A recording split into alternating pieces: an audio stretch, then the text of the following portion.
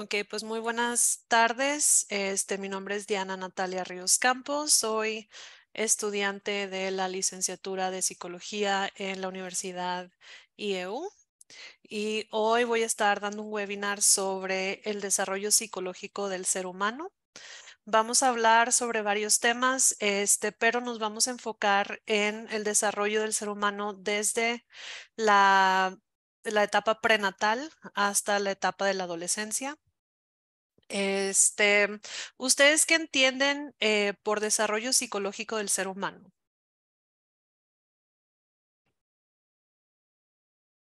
Nada más al leer la frase, ¿qué es lo que les da a entender?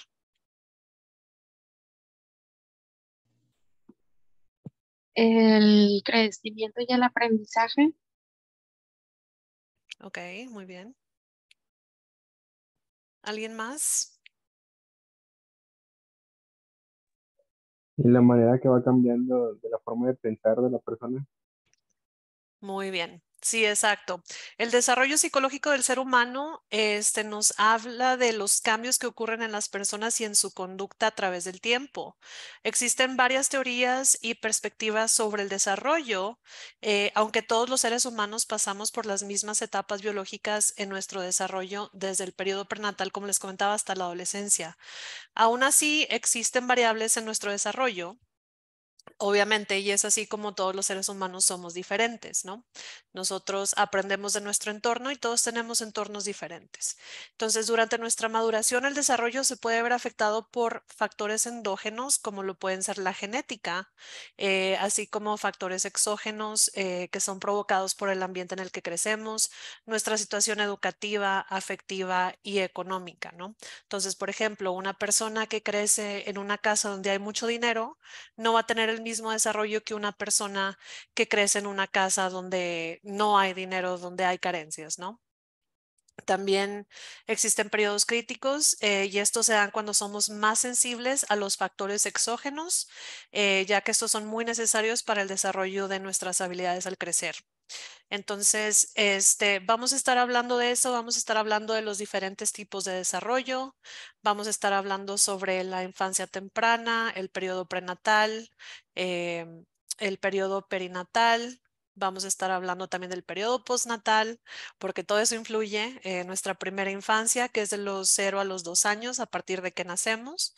Eh, Vamos a estar hablando también de las teorías del desarrollo cognitivo, el desarrollo lingüístico que tenemos. Vamos a estar hablando de nuestra infancia temprana, que es de los 2 a los 6 años, la infancia intermedia, que es a partir de los 6 años a los 12, y vamos a estar hablando también de la adolescencia, que es entre los 12, 13 años a los 20, 21 años. Eh, bueno, ya que cubrimos la parte de lo que es el desarrollo psicológico del ser humano, vamos a cubrir también los diversos tipos de desarrollo. Existe obviamente el desarrollo físico y en este tipo de desarrollo interviene la información genética, la nutrición, el estado de salud del niño y el estado emocional, ¿no? El desarrollo psicomotor. En este tipo de desarrollo se adquieren habilidades de forma continua durante la infancia, ya que es cuando se gesta la maduración del sistema nervioso, ¿no? Es cuando empezamos como a movernos más, a agarrar las cosas, a ser un poco más hábiles con nuestros movimientos y a lo mejor hasta más intencionales, ¿no? Nuestro desarrollo cognitivo, esto se refiere a la capacidad que tenga el niño para pensar y desarrollar el razonamiento. El desarrollo lingüístico, como les comentaba, este tipo de desarrollo nos habla de la adquisición y comprensión del lenguaje. El desarrollo psicosocial, este se refiere al desarrollo por medio de la interacción social del niño con su entorno, ya que por este medio el niño aprende las conductas adecuadas al enfrentarse a diferentes situaciones, ¿no? Entonces, cuando estamos chiquitos, aprendemos, ¿no? De cómo nuestros papás se enfrentan a las diversas situaciones, entonces, nos quedamos con esos conceptos, ¿no? Enfrentamos las situaciones de la misma manera que lo harían nuestros papás. El desarrollo socioafectivo también es cuando el niño desarrolla sus habilidades como persona para relacionarse con las demás personas y ejercer control de sus propias emociones, ¿no? Porque hay una gran diferencia de un recién nacido que que no puede controlar y un niño ya más grande, ¿no? Que es capaz de, de negociar, ¿no? O sea, de que no te lo voy a dar y entonces lloro y a lo mejor ya estoy más grande y no te lo voy a dar. Bueno, pero es que si me dejas ver la tele 5 minutos más, ¿no? Entonces, todo eso es parte de nuestro desarrollo. Vamos a hablar un poquito sobre la infancia temprana y sus diferentes periodos. El desarrollo prenatal se da a partir de la fecundación, ¿no? Desde ahí nos empezamos a desarrollar los seres humanos y culmina con el nacimiento del niño. La concepción se genera a partir de que el espermatozoide fecunda el óvulo y crea una nueva célula, o sea, un cigoto. Esa es la primera etapa de la fase prenatal y en este periodo se pueden detectar anomalías genéticas, malformaciones cromosómicas, como lo podría ser síndrome de Down y algunos otros síndromes. En esta etapa es cuando se pueden suscitar las interrupciones al embarazo, ya sea por razones naturales, ¿no? Que nuestro cuerpo rechace el producto o por razones médicas. En este caso, existen muchas mujeres que al saber que su producto viene con un síndrome, deciden interrumpir el embarazo. En el primer trimestre del embarazo, las primeras 2 semanas se consideran el periodo germinal. Durante este periodo se empiezan a formar las estructuras que alimentan y protegen al producto en desarrollo, como lo son el cordón umbilical, el saco amniótico y la placenta. De las semanas 3 a la 8 se determinan como el periodo embrionario, ¿no? Durante esta etapa, el producto crece desde los 6 milímetros hasta 2,54 centímetros. Es evidente, pues, que esta etapa genera muchísimo crecimiento, ¿no? Porque estamos hablando de unas cuantas semanas. En esta etapa también se forman los órganos vitales, como lo son el cerebro, el corazón, los músculos y su cara, las extremidades, como las piernas, los deditos de las manos y los pies, y el bebé desarrolla el sentido del tacto. Particularmente desde la semana 5 a la 8, el embrión empieza a moverse. La etapa fetal se da a partir de las... Un segundito.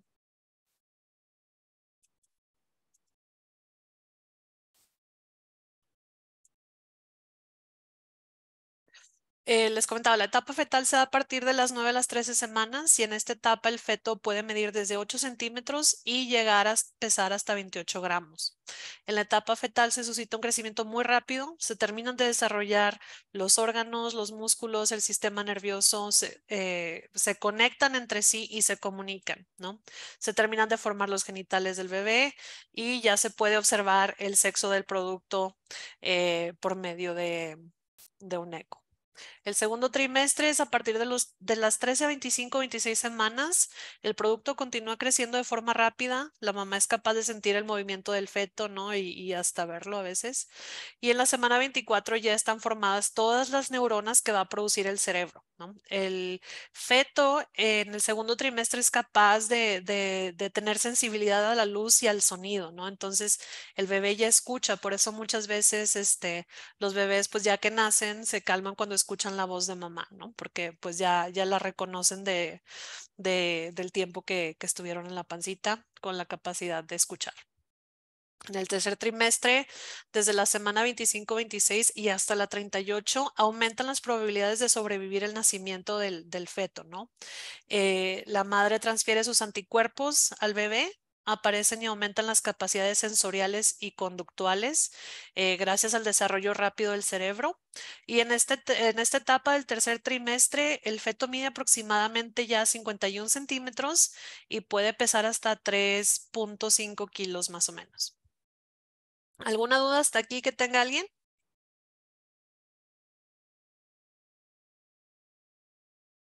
¿No? No. Sí, muy bien, continúo.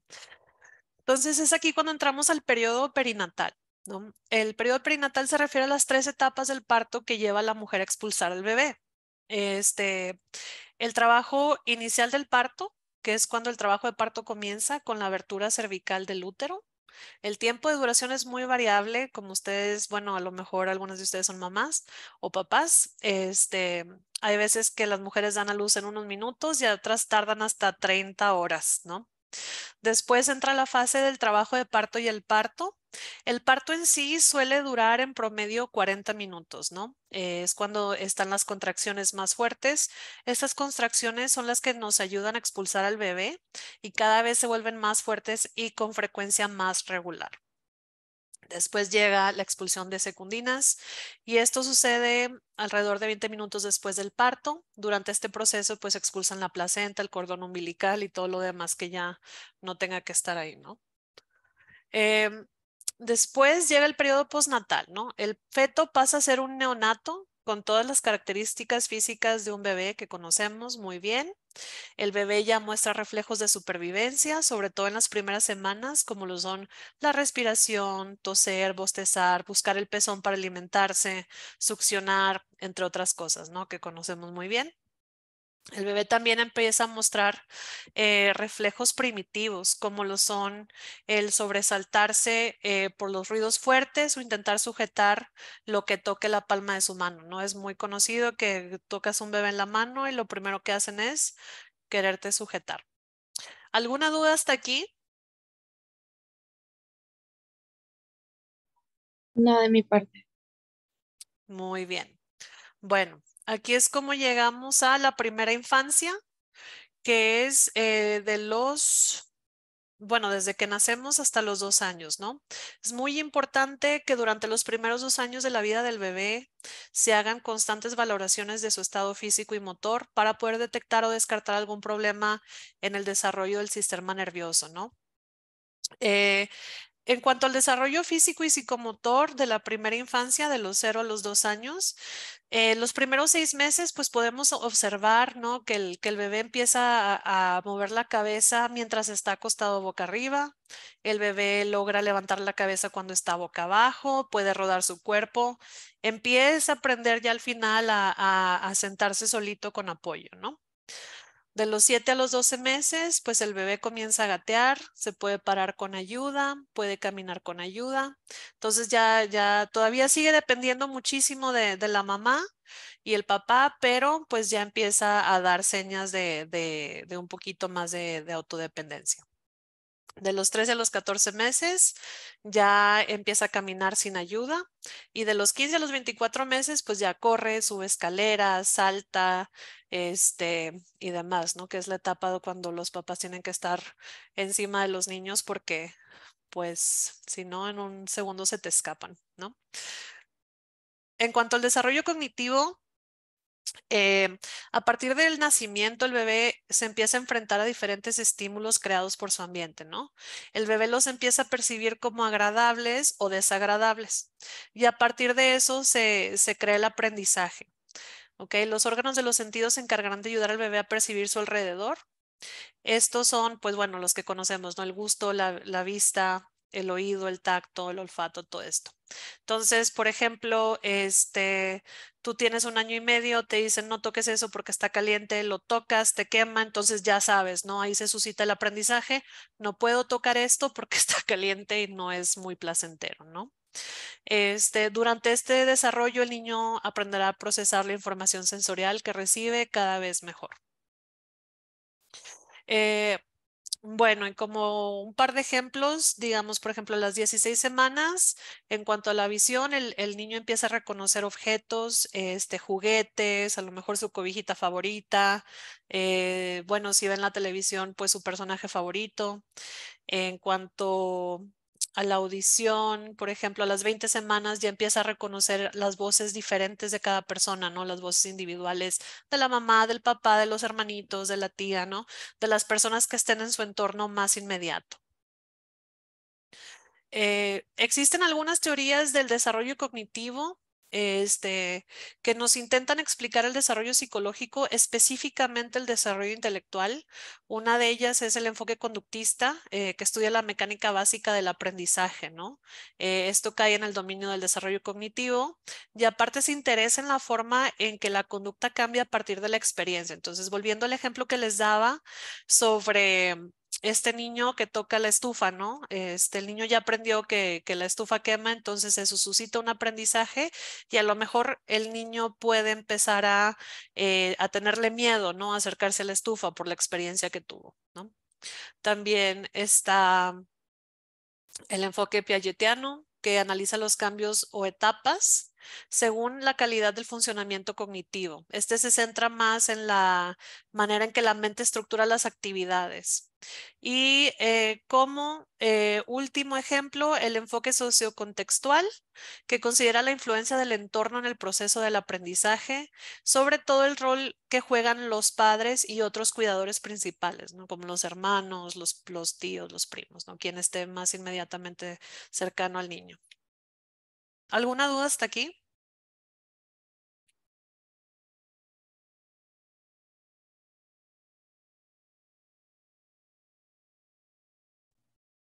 No.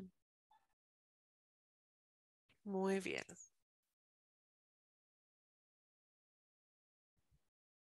Ok.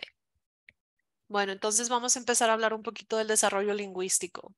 El niño empieza a comunicarse, sobre todo cuando está más chiquito, al señalar las cosas que quiere, ¿no? Entonces, por ejemplo, para pedir agua, el niño pues empieza a señalar, para pedir la comida, para pedir un juguete. Como les dije, lo visual entra a partir de las 20 semanas, más o menos que empiezan a diferenciar los objetos. Entonces el niño ya es capaz de pedirte, ¿no? Lo que él quiere. Y como no tienen el lenguaje oral, empiezan a usar sus manitas, a señalar ese tipo de cosas. El lenguaje obviamente tiene tres dimensiones fundamentales que son el contenido, la forma y el uso. O sea que el contenido le da el significado al mensaje. La forma pues pueden ser como decimos los sonidos o palabras que se usan para representar el contenido. Y el uso que suele ser pues el intercambio entre las personas, ¿no? Para comunicarse, que esto es como el hablante, el interlocutor. El desarrollo en la edad, en la infancia temprana, que es más o menos desde los 2 a los 6 años, en cuanto al desarrollo físico y motor, de los 2 a 6 años, el niño empieza a desarrollar habilidades físicas diferentes, ¿no? Por ejemplo, estar de pie más tiempo, dibujar garabatos, empieza a hacer sus palitos y bolitas, saltar, vestirse o tratar de vestirse solito, empezar a abrocharse los zapatos, a copiar figuras más complicadas, ¿no? Si se puede poner a trazar, el niño ya tiene esa habilidad. Puede bailar, escribir números, letras, ¿no? A los 6 años, que es más o menos cuando empezamos a aprender a hacer todo esto, ¿no? Ya el niño tiene más habilidad física y motora, sus músculos están un poquito más desarrollados, entonces ya es capaz de empezar a practicar algún deporte. Luego vemos a los niños bien chiquititos haciendo deportes como el taekwondo y cosas así. En cuanto al desarrollo cognitivo, de los 2 a los 6 años, el niño ya aprende a formar símbolos mentales, ¿no? Como dibujar objetos que no está viendo. Entonces ya un niño de esa edad le puedes decir, bueno, a ver, dibújame una casita. Y ya el niño pues te va dibujando su casita, ¿no? Así según como él la recuerda o la percibe. Eh, También el niño es capaz de dibujar a papá y mamá, es capaz de poner más atención, entonces es más fácil hacer actividades con el niño que ayuden a su desarrollo, y pueden realizar las actividades con más facilidad. Em, en cuanto al desarrollo psicosocial, el niño empieza a socializar, perdón, con personas fuera de su familia inmediata, y por lo general estos son niños de su mismo sexo, ¿no? En esta edad los niños buscan a los iguales, ¿no? Entonces, si eres niño, empiezas a buscar los niños; si eres niña, empiezas a buscar las niñas. Y su desarrollo en esta etapa es mediante el juego, ¿no? Sabe ya un poquito más distinguir la realidad y la fantasía, entonces ya eso le facilita mucho más el desarrollo social y el acercarse a otras personas que están fuera de su entorno inmediato familiar. En cuanto a la personalidad, en esta etapa el niño empieza a aprender a ser más autónomo, independiente, empieza a desarrollar su sentido del yo, y ya no se ve como parte de la mamá, ¿no? Sino como un ser separado.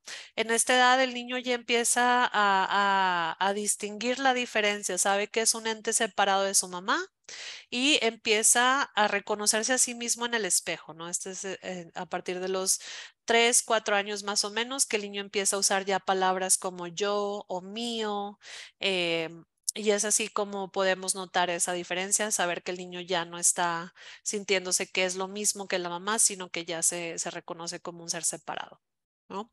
En cuanto al desarrollo emocional, el niño aprende eh, el lenguaje y al hacer esto, sus diferentes formas de expresión, ¿no? Entonces el niño empieza ya a diferenciar las emociones y empieza a externalizarlas de formas diferentes, puede hablar al respecto, bueno, en esta edad copiar las palabras que usan los papás, por ejemplo, me siento mal o tengo frío, o sea, diferentes cosas, el niño ya sabe diferenciar lo que siente, ya no es solamente llorar porque algo le incomoda y no sabe qué. Entonces, ya es capaz de desarrollar emociones en cuanto a una situación específica, como por ejemplo el miedo a la oscuridad, ¿no? O a las personas desconocidas, o como lo mencionábamos antes, pues a las cosas que lo lastimen, ¿por qué? Pues porque ya tiene más experiencias, ¿no? Que le han estado ayudando a aprender. ¿Alguna pregunta hasta aquí? No, ninguna. Muy bien, muchas gracias. Bueno, es así como entramos a la infancia intermedia, que es entre los 6 y los 12 años. Es muy importante escuchar a los niños a esta edad. En cuanto al desarrollo físico y motor, en esta etapa el niño crece muchísimo, ¿no? Se da unos estirones brutos, comen más, se fortalecen sus huesos, su masa muscular. Su masa muscular es más grande, es mayor, entonces esto le permite hacer actividades más complejas, ¿no? Entonces a lo mejor ya no es taekwondo que nada más hace los movimientos, entonces a lo mejor ahorita ya es jugar al fútbol, ir a patinar, bueno, a lo que voy es que pueden practicar deportes que requieran más destreza y más fuerza de su parte, ¿no? En cuanto a lo cognitivo, el niño ya es capaz de comprender conceptos más complejos como los números, la fecha, la hora. Él empieza a disfrutar de la lectura, de escribir historias. Su atención se torna más selectiva, ¿no? Entonces, por ejemplo, a lo mejor el niño prefiere leer un libro de superhéroes que uno sobre conejitos, ¿no? Entonces el niño ya empieza a tener sus gustos, empieza a saber la hora, tiene una noción del tiempo. En cuanto a lo psicosocial, en esta etapa al niño le gusta copiar las actitudes de los adultos, ¿no? Bien conocido, a esa edad nos ponemos los tacones de la mamá, los niños las botas del papá, ay, se me salió lo regia, ¿verdad? Las botas, los zapatos del papá, este, y pues profundizan sus amistades, ¿no? Les gusta hablar con los demás, les gusta expresarse, les gusta, estar involucrados en las cosas. En cuanto al desarrollo de personalidad, entre los 6 y 12 años, el niño reconoce y hace el uso del razonamiento moral.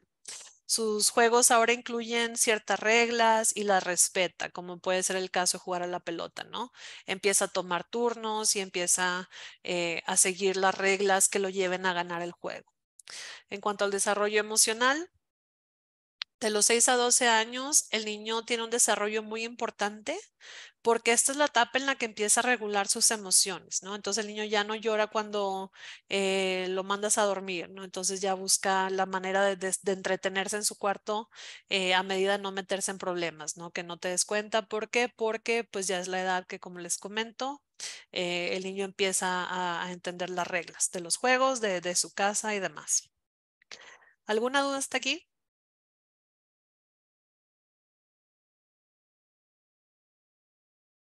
No, Muy bien. Entonces entramos ahorita a la etapa de la adolescencia, que es entre los 12 a 21 años. La palabra adolescente se deriva del latín adolescere y se traduce como dolencia. Y esto es pues debido a los cambios que se experimentan en esta etapa de la vida, ¿no?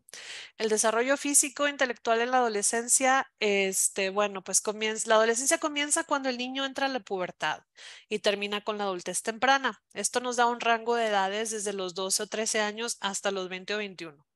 Los cambios físicos por los que pasan los adolescentes son muy amplios y Bueno, estos incluyen el crecimiento del vello axilar, la barba, el bigote, pero también la producción hormonal, ¿no? Aumenta. Entre estos cambios también están los cambios psicológicos, ya que los adolescentes buscan encontrar su identidad propia. También pasan por muchísimos cambios sociales, por ejemplo, se interesan por pasar más tiempo con sus amigos que con sus papás, a lo mejor sus hermanos. Eh, Dentro de esta etapa, el cambio físico presenta muchas desproporciones, ¿no? Por ejemplo, puede ser que crezcan primero las extremidades, como los brazos, las piernas, pero no el torso, o que crezcan primero la cabeza y extremidades superiores o las inferiores.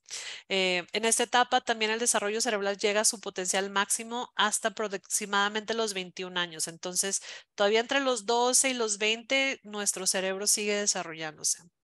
Eh, un ejemplo de esto es que en un adolescente la parte del cerebro que regula las emociones e impulsos aún no alcanza la maduración. Entonces, por eso muchas veces pensamos de los adolescentes que no mides el peligro, es que no piensas al hacer las cosas. Y esto es cierto, pero también es cierto que es algo que los adolescentes pues no pueden evitar, ¿no? Porque todavía están en ese proceso de maduración.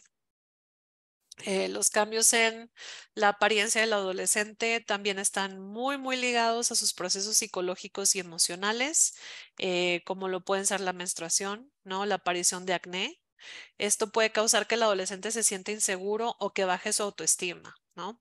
¿Cuántos no tenemos historias así de nuestra adolescencia que bueno, o sea, bueno, en el caso de las mujeres, pues te empieza a bajar y entonces tu mamá ya le habló a todas tus tías, entonces ya todo el mundo supo y eso te hace sentir muy inseguro, ¿no? Igual con los niños, ¿no? Con los hombres, que te empieza a crecer tantita barba o poquito bigote y ya todo el mundo te hace comentarios y eso también puede causar inseguridad en el adolescente.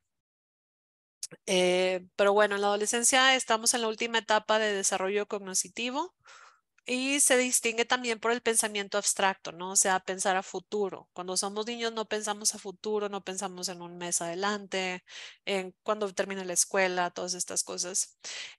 También, bueno, ya tenemos una capacidad superior para diferenciar entre lo que es fantasía y lo que es realidad y generar pensamientos que nos ayuden a nuestro autoconcepto, o sea, qué pensamos de nosotros, quiénes somos. Y esto nos liga directamente a la personalidad, ¿no?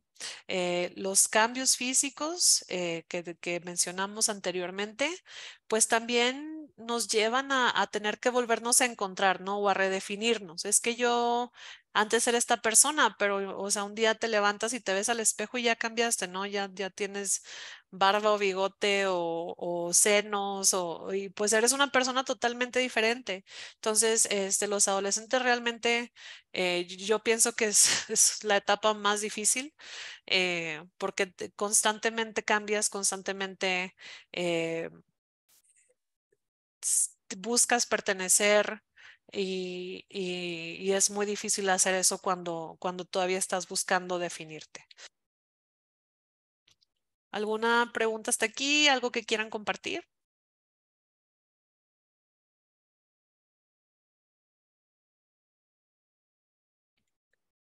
¿No? Muy bien. Ok. Bueno, hay varias etapas en cuanto a la adolescencia, ¿no? Que durante sus búsquedas para encontrarse a sí mismo empiezan a ocurrir o empiezan a evolucionar, ¿no? La primera de ellas es la difusión. Durante esta etapa, los adolescentes experimentan dificultades para la escuela, se les dificulta interesarse en algún trabajo, alguna tarea que no quieran hacer. También se les dificulta crear nuevas amistades porque, como mencionaba, pues es muy difícil relacionarte con el igual si no sabes quién eres, ¿no? Aunque ya para esta edad empiezan eh, a tener conexiones más profundas con amistades del sexo opuesto, del mismo sexo. La segunda etapa se llama identidad prematura y esta es cuando el adolescente adopta una identidad a través de lo que conoce en su casa, es decir, la personalidad de sus papás, ya sea la mamá o el papá Y esto lo hacen de forma inconsciente y es por eso que se les dificulta explorar su propia identidad y pueden tratar de llenar un molde, ¿no? O sea, mi mamá es de esta manera, mi mamá le gusta echarse pan con café y platicar con sus amigas los domingos en las mecedoras, entonces eso es lo que yo voy a hacer también, ¿no? Un ejemplo. La tercera etapa es denominada como identidad negativa y se distingue por ser la etapa de la rebeldía, ¿no? Los adolescentes pues no le encuentran mucho sentido a las cosas que se esperan de ellos, entonces empiezan a rebelarse ante las expectativas, ¿no? Que normalmente son de los papás, de los maestros, de las personas más cercanas a ellos. Eh, También pues en esa categoría pues entran los amigos, ¿no? Los amigos también tienen expectativas de ellos y la verdad es que puede que las tres sean totalmente diferentes. La última etapa se llama moratoria de la identidad. Esta es una pausa antes de llegar a la identidad madura. El adolescente pues es menos propenso a pelear, a rebelarse y entonces comienza a formar su identidad verdadera, ¿no? Pues ya tuvo tiempo de experimentar, de intentar ser de diferentes maneras, pues como los papás, como los amigos, etcétera. Entonces pues ya empieza a llegar a su verdadera identidad. También quiero hablar un poquito del autoconcepto en la adolescencia. Este, una autoestima saludable en la adolescencia es de vital importancia, ya que de ella se desprende el autoconcepto, la autoaceptación, la tolerancia a la frustración y la responsabilidad. Además, determina la calidad de la vida adulta, nos dice Rodríguez en el 2020. El desarrollo del autoconcepto del adolescente contempla los siguientes aspectos, según Moreno en el 2015. Número uno, comienza con una reflexión consciente sobre sí mismo, o sea, una introspección, ¿no? Entonces, ¿quién soy? ¿Qué me gusta? ¿Por qué soy?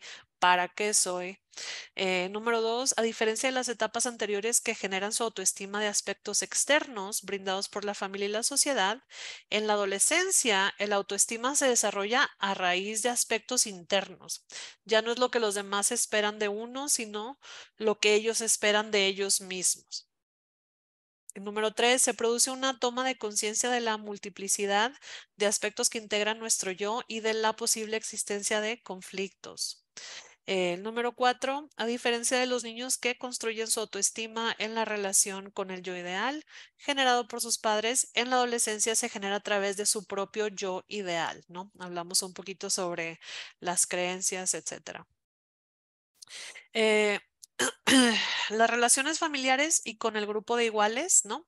En su búsqueda de autonomía, el adolescente se enfrenta a varias implicaciones sociales, pero los padres continúan siendo la fuente primaria de afecto para el adolescente. Teniendo eso en mente, el adolescente busca agrandar sus círculos sociales.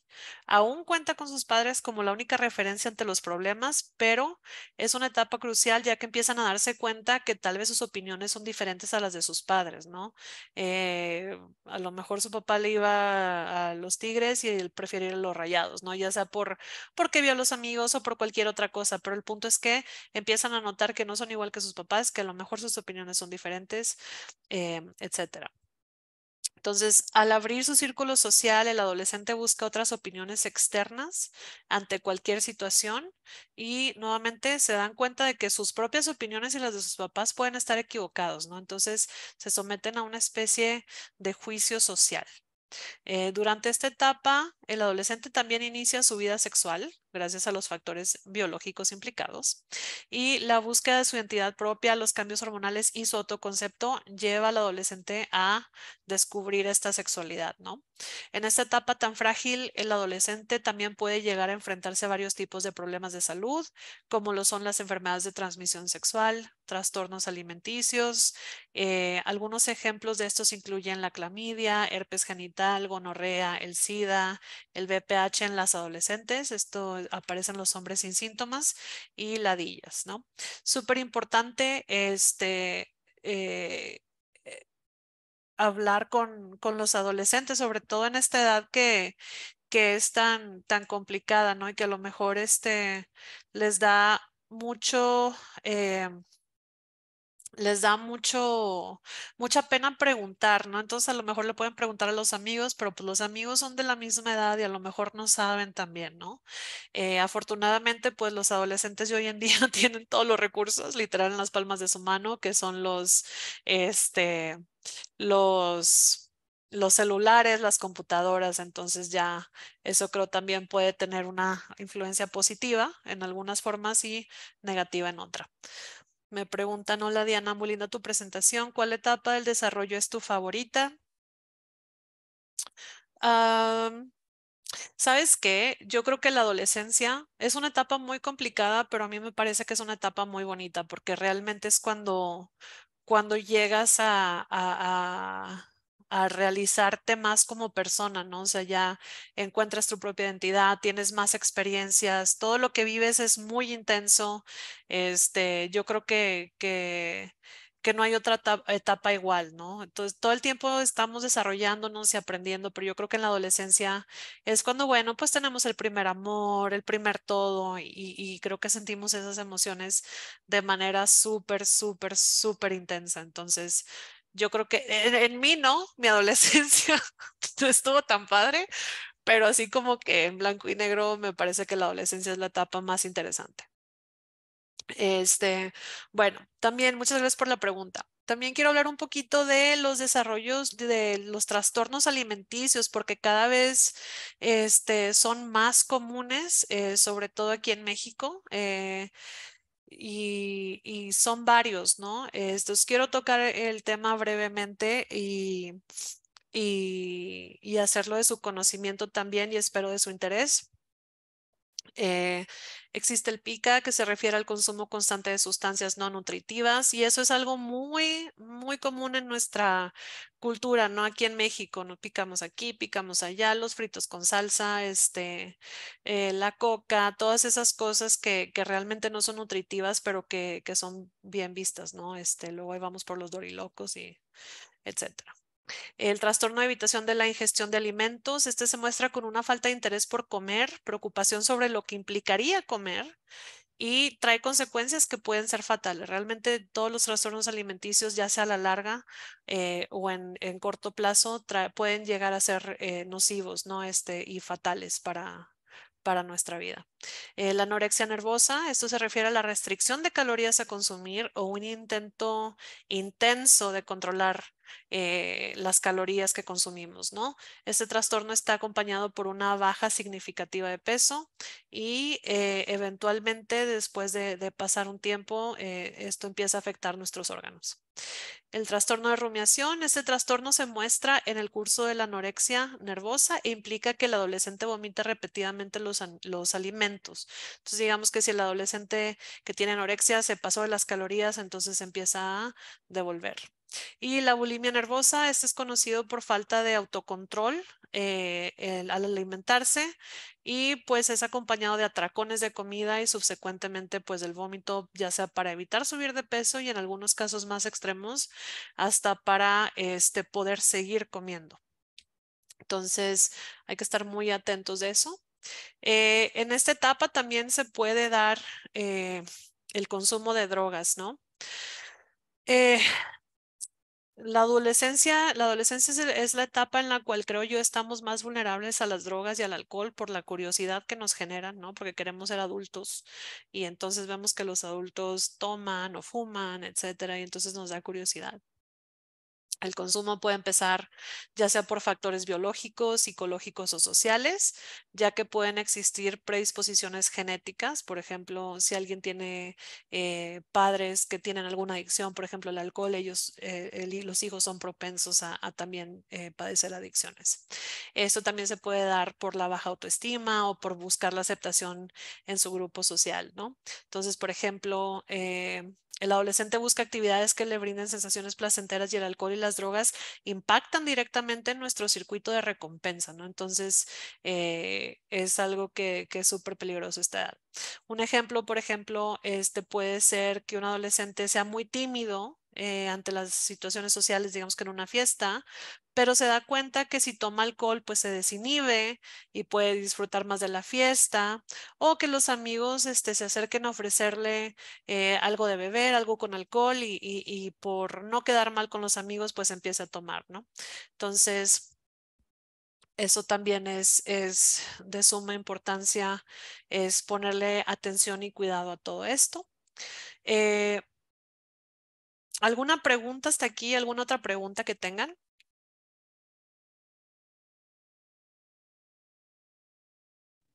No, de mi parte no.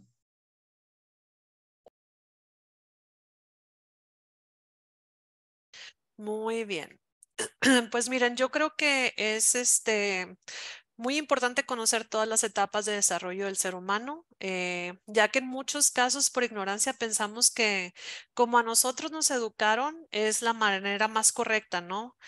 Porque somos seres funcionales. He visto muchísimos publicaciones, digamos, en Facebook, donde, bueno, ponen imágenes que comparten imágenes que dicen, bueno, o sea, no golpes a tus hijos porque esto les puede crear un miedo más que un aprendizaje, ¿no? Y entonces comentan muchas personas diciendo, no, pues a mí me pegaban y terminé siendo muy, y mira cómo terminé muy bien. Entonces, realmente el ser funcionales, es muy diferente que llegar a ser felices, ¿no? Yo creo que hay una epidemia de seres funcionales que no llegan a ser felices o a sentirse completos y nuevamente esto en gran parte se puede deber a la falta de conocimiento más amplio en generaciones anteriores, ¿no? Que era que a lo mejor los criaban a chanclazos. En mi caso, como les digo, pues soy estudiante de la licenciatura de psicología y como futura psicóloga me parece también de suma importancia tener conocimiento a profundidad de este tema, ya que aunque no estemos tratando niños, el desarrollo durante la niñez del ahora adulto puede haber resultado en alguna patología o en algún impedimento en su desarrollo, ¿no? En mi caso particular, padecí muchos traumas durante mi infancia temprana e intermedia y entonces por eso, yo desarrollé o tengo más bien, no desarrollé correctamente el aprendizaje, sobre todo en cuanto a la lógica, ¿no? Yo tengo un padecimiento de aprendizaje que se llama discalculia, entonces, bueno, pues toda la vida me dijeron, ay, es que eres muy tontita para los números y es que no te aplicas y pues realmente no es eso, ¿no? Simplemente pues tengo un problema de aprendizaje. Eh, También en lo personal, como hermana, tía, futura mamá, me parece que debemos investigar a profundidad para saber que nuestros hermanos, sobrinos e hijos estén teniendo un desarrollo adecuado a su edad y de no ser así, pues buscar tratamientos de forma oportuna, que nuevamente, pues, hoy en día es mucho más accesible, hay mucha más información, más conocimiento, hay grupos de apoyo, em, para todo. Entonces, eso me parece súper importante. Me pregunta, ¿cuál sería la mejor forma de acompañar a adolescentes en adicciones? Bueno, eh, para mí, número uno es no juzgando al adolescente, porque nuevamente le repito, es una etapa muy difícil, es una etapa donde todo les cambia, su pensamiento, su cuerpo, sus sentimientos, la manera en la que se relacionan con sí mismos, con el mundo exterior, todo cambia. Entonces, si un adolescente cae en una adicción, es probablemente porque esté buscando esconderse de algo. Entonces, el primer paso es no juzgar, el segundo paso es tratar de entenderlo. Nuevamente sin juzgarlo, sin cuestionando, dándole su tiempo. Y tercero, pues buscar apoyo, ¿no? Buscar apoyo porque sobre todo muchas veces, como mamás o como familiares, quisiéramos como que tomar eso, ¿no? Y quitárselos, pero realmente la realidad es que no tenemos las herramientas, entonces es mejor acudir con alguien que nos pueda guiar, que nos pueda ayudar para nosotros entonces guiar al adolescente, ¿no? Para ayudarlo, porque muchas veces pues obviamente se van a resistir a ir a un centro de rehabilitación o a tomar terapia em, o alguna cosa similar. Entonces, bueno, por muchos motivos de los que mencionamos, es que he decidido estudiar esta licenciatura. En lo personal, a mí, una psicóloga me cambió la vida y gracias a eso, pues he podido realizar, podríamos decir, mi potencial. Darme cuenta que no soy una tontita porque no se me dan las matemáticas y y pues que realmente todos podemos hacer una diferencia en el mundo, ¿no? Entonces, pues bueno, ¿alguna otra pregunta que tengan?